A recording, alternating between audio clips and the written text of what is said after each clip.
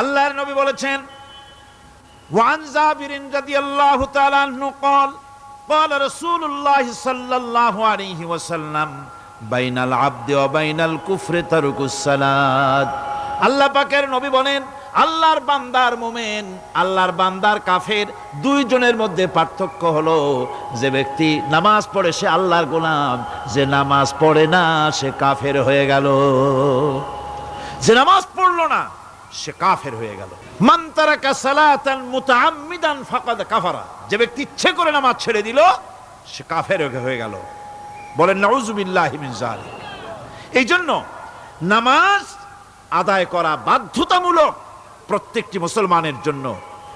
রাসূল করিম সাল্লাল্লাহু আলাইহি সাল্লাম একটা দৃষ্টান্ত দিয়েছেন, কারো বাড়ির সামনে যদি একটা নাহার থাকে, একটা পুকুর থাকে, একটা খাল থাকে প্রবাহিত, এতে যদি ওই বাড়িওয়ালা দৈনিক 5 বার গোসল করে তাহলে তার গায়ে কি কোনো